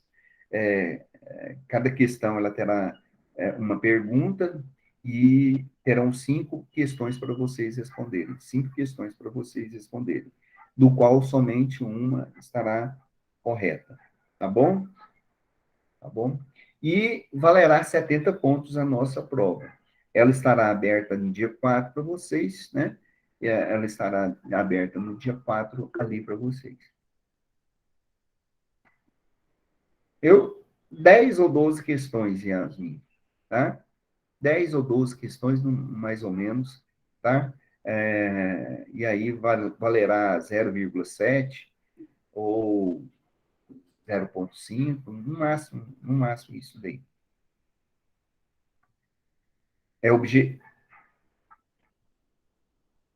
Não, eu acho que vai ser tudo subjetivo, não vai precisar colocar lá, não. Eu vou pegar leve, né? Ou vocês querem que eu coloque subjetivo para vocês lá? Se vocês quiserem, eu coloco, nem nada não. Quer, Yasmin? Vamos ver, Yasmin, vamos ver. Não? Então tá bom. Aí, tá bom. A prova não está fácil. Agora, gente, precisa fazer leitura, viu? Faça uma leitura do texto, vai ser tranquilo. Porque como é que vocês vão buscar essas questões se não souberem onde procurar? Por isso que eu passei esses exercícios aí para vocês, porque esses exercícios dizem respeito a essas questões todas, ok? Então, prova tranquilo. Lembrando que estes professores aqui que vocês têm intenção de, né, De Leon, de lascar vocês, não pode ficar despreocupado, tá bom? Vou fazer a chamada, então. Vamos fazer a chamada aqui. Ô, gente, ó, só um aviso para vocês ficarem espertos. A gente já recebeu notificação do Google Meet, né? E do Moodle, tem pessoas que ainda não estão assistindo a aula e não estão entrando lá no Moodle, tá? Então entra, já começa a assistir, vai ser cobrado agora a partir agora a partir do mês de outubro, tá? Então pessoas têm que assistir a aula por ali e ali vai ficar com falta, tá? Já vai ser disponibilizado para vocês agora em outubro essas questões todas. E outra coisa, tem gente que ainda não fez nem o primeiro trabalho. Espero que façam. É 30 pontos, né? Já garante. Era interessante já ir garantindo aí a aprovação dessas aulas, desses cursos que vocês estão fazendo, ok? Então, façam os exercícios lá. Vamos fazer a chamada, então. Aisla, Andréia, Ana Júlia, Cristiane, Davi, David. Os slides têm muita resposta também, viu? Pequenas. De Leon, Eduarda, Esther, Fernanda, Gabriela, Gabriele, Gabriele Isaac, Graziela, Lucas Mendonça, Marcos Vinícius, Maria de Fátima, Natália, Pétala, Priscila, Wilkerson, De Leon e Yasmin. Yasmin já falou. Mais alguém que eu não chamei o nome? Thales também. Mais alguém que eu não chamei o nome? Ok. Gente, então eu desejo para vocês, uma boa prova, né? Uma boa semana para todos vocês. Deus abençoe, ok? E compromisso aí que vocês vão longe, ok? Boa prova, boa semana, boa chuvinha para gente. Um abraço para todos vocês, tá ok? Até mais, então. Um abração, gente. Tchau, tchau, obrigado. Eu que agradeço, tá?